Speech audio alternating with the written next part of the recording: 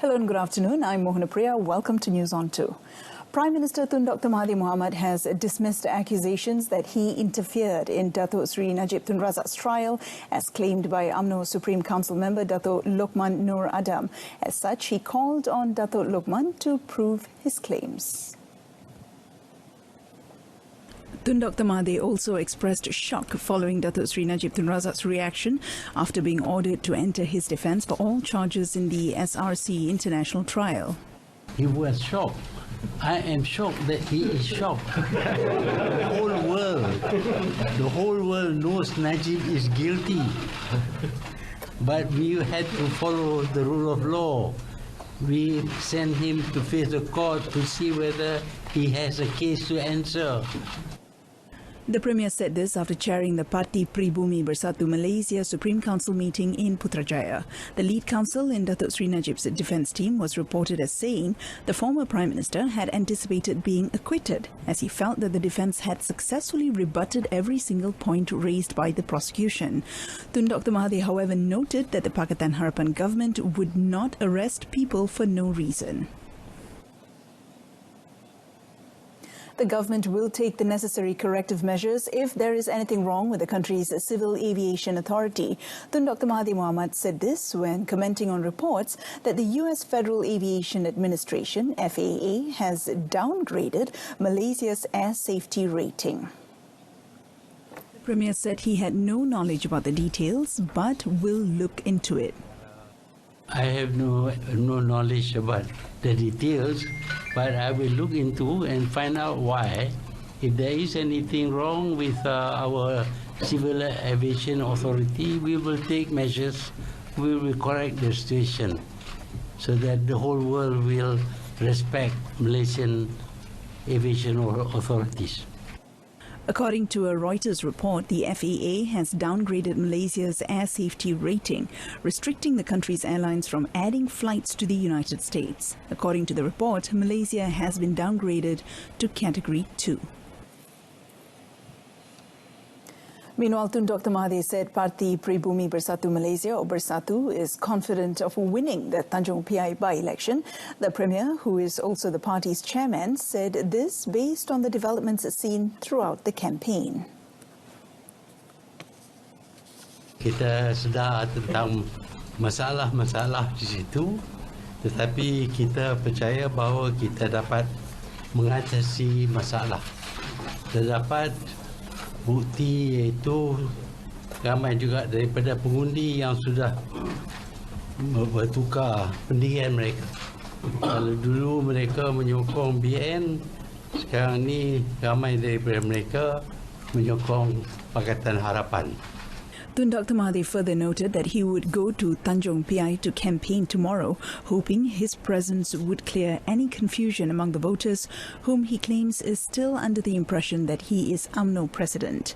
This Saturday's polling for the Tanjung Piai by-election was called following the death of incumbent Member of Parliament, Dr. Mat Farid Mat Rafiq, 42, last 21st September due to heart complications. Commenting on another matter, Tun Dr. Mahathir said no action will be taken against Perak Menteri Besar Datuk Sri Ahmad Faizal Azumu following his statement recorded in a video during Tanjung Piai campaign, which has since gone viral. According to the Premier, Datuk Sri Ahmad Faizal was merely explaining the situation in Perak to a group of aggressive fishermen, that he was in charge of the state administration despite DAP having more elected members in the state legislative assembly. Dia dihadapkan oleh nelayan yang begitu agresif. Jadi mereka menganggap Parti Pakatan Harapan ini dikuasai oleh DAP. Jadi dia terang walaupun dia satu orang saja. Dan yang lain banyak DAP di Perak, tapi dia masih jadi Perdana Menteri besar dan dia menguasai kerajaan.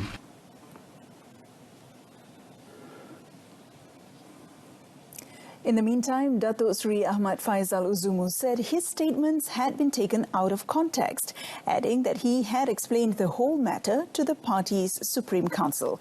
He also stressed that his ties with his DAP friends in Perak were still very good. Dengan DAP, saya semalam di istana dengan kawan-kawan daripada DAP, no problem. Very good, we celebrated our Tuanku's birthday. Semua orang dalam keadaan gembira. In the video, Datuk Sri Ahmad Faisal was believed to have been in conversation with Tanjung Piai locals on the situation in Perak.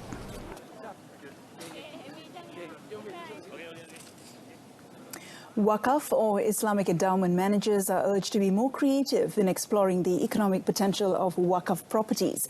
In making the call, Deputy Prime Minister Datuk Sri Dr. Wan Aziz Ahwan Ismail said it was reported that there is an abundance of Waqaf land around the globe that has not been developed.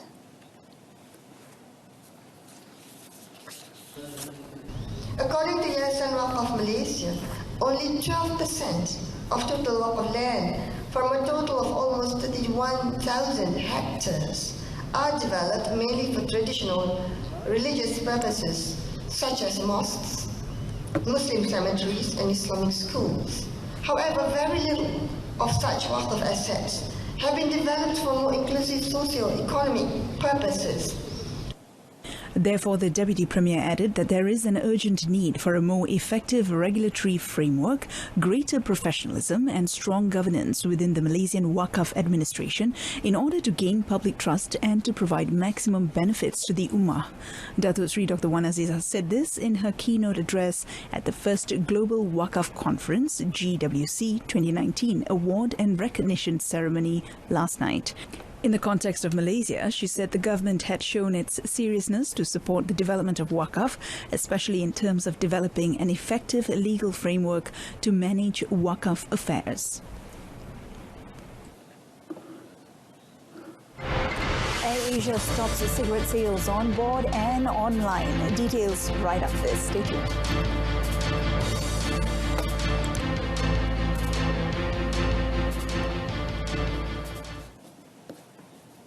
Semakin berusia, pergerakan mungkin semakin sukar.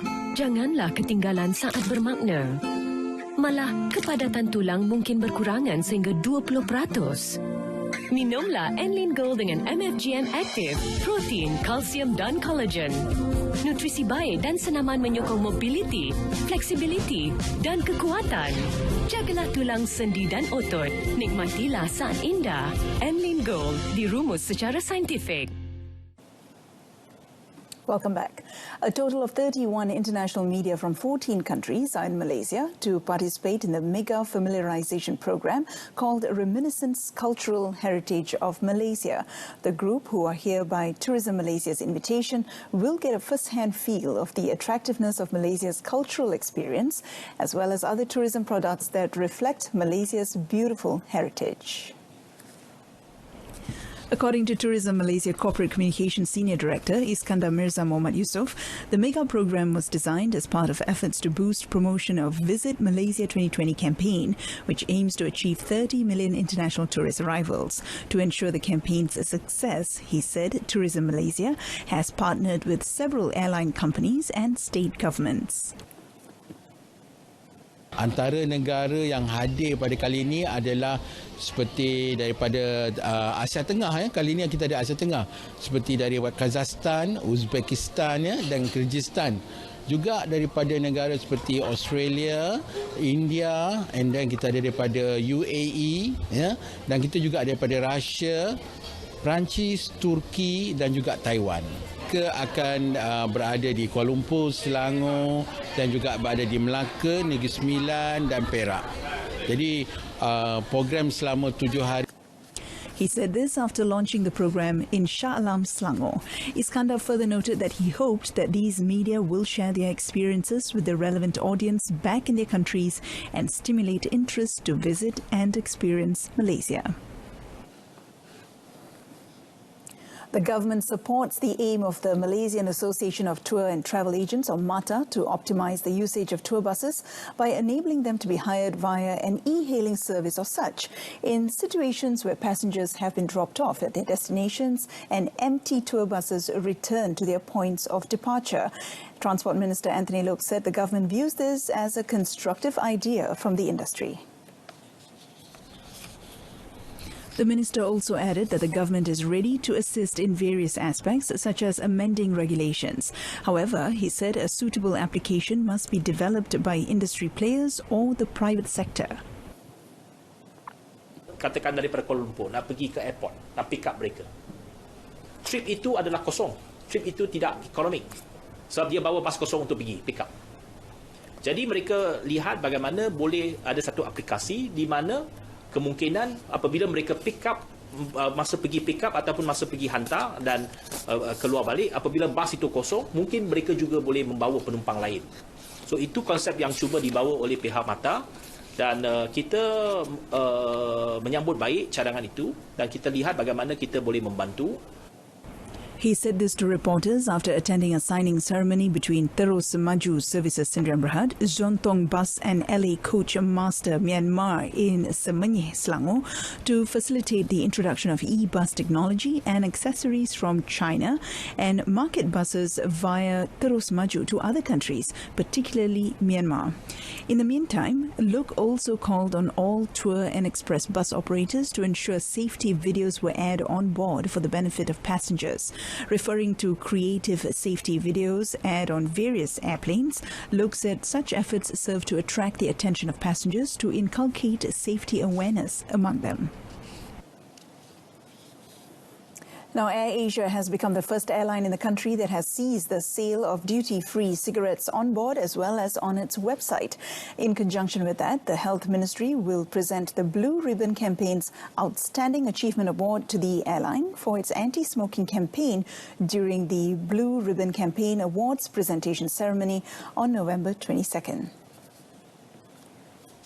The airline has implemented a company-wide smoke and vape-free environment at 120 offices and stations across Asia-Pacific. According to Health Minister Datuk Seri Dr. Zulkifli Ahmad, the efforts that have been done by the airline is helping the ministry to reduce the number of smokers. Penghormatan kepada individu serta organisasi mereka yang memberi sumbangan besar dalam usaha untuk melindungi keselamatan ataupun kesejahteraan nyawa orang awam daripada bahaya bencana asap rokok. The Health Minister further noted that 23% of Malaysians are smokers and about 20,000 deaths due to smoking-related diseases are recorded annually. He said this to the media at the launch of AirAsia No Smoking campaign in Sepang, Selangor. The government is confident that property owners in Kampong Baru will take up its offer of 1,000 ringgit per square foot, as this is the highest amount offered for Malay reserve land anywhere. Federal Territories Minister Khalid Abdul Samad said the 1,000 ringgit per square foot offer is equivalent to 43.5 million ringgit per acre. As of now, of the total number of 5,359 property owners, 1,716 have responded to the government, with 93.7% agreeing to sell, while 6.2% have disagreed and 0.1% have not responded clearly. Kita akan jumpa, insyaAllah bila kita dapat feedback by the end of this year, kita punya harapan kita dapat dia punya gambaran lebih kurang macam mana dan sebagainya keadaan, barulah kita akan finalize cara macam mana kita nak lakukan. Kita mengharapkan dan kita mengusahakan, bukan sekadar mengharapkan, kita mengusahakan 100% punya persetujuan. Kita mengusahakan. Bukan wayang, bukan sedap cakap, tapi memang itu yang kita usahakan kerana kita yakin we have a good deal. Tak ada sebab orang nak tolak. He said this at a press conference with Kuala Lumpur Mayor Datuk Nur Hisham Ahmad Dahlan in Putrajaya. And on another note, Khalid said 2 abandoned projects in Kuala Lumpur city centre will be redeveloped. The projects are Plaza Rakyat and the Hyatt Hotel. The minister said the projects were abandoned for over 20 years. He said the Plaza Rakyat project, located along Jalan Pudu, had been left idle since 1992 and it would be built by a new developer with the development order to be released later this year after the developer settles certain charges set by the Kuala Lumpur City Hall. The Hyatt Hotel project on Jalan Sultan Ismail was initiated in 1993 but still remains idle after a series of amendments. The project is expected to be started by the original developer. Khalid also said the revival of the abandoned projects also showed that development in Kuala Lumpur was still going strong despite the slowdown in the real estate market. Kita anggap sebagai satu kejayaan yang besar dan menafikan bahawa projek-projek dan kerja-kerja pembangunan di Kuala Lumpur dah mula slow down, ya. So ni pun kita akan buat pelancaran yang secara lebih besar-besaran bila kerja-kerjanya dimulakan, ya. So this one is a announcement in advance, berita yang baik untuk dimaklumkan kepada rakyat, khususnya warga Kuala Lumpur. The minister added that the government will help the contractors by providing some flexibility and incentives, including a 50% discount on the development charges. Both the projects were abandoned since 1997 following the global economic crisis that affected the country. We begin with local football. Perak striker Mohammad Shahril Fikri Mat Fauzi was among 3 players dropped by national head coach Tan Cheng Ho ahead of 2 crucial home matches against Thailand and Indonesia in the 2022 World Cup 2023 Asia Cup Group G qualifying campaign. Now, the list of the 23 national squad players was announced by Cheng Ho in a statement released by the Football Association of Malaysia yesterday. The 25-year-old Mohammad Shahril Fikri, or better known as Eki, who bagged a hat-trick when the national squad defeated Timor-Leste 5-1 in the second leg of the playoffs qualifiers in June, was dropped altogether with winger Mohammad Farhan Roslan and Nazirul Naim Che Hashim. Without Mohammad Shahril Fikri in the team, Cheng Ho would now be banking on experienced striker Nur Shahrul Idlan Talaha and Mohammad Shafiq Ahmad in the mission to get 6 points from the 14th and 19th November matches at the Bukit Jalil National Stadium in Kuala Lumpur.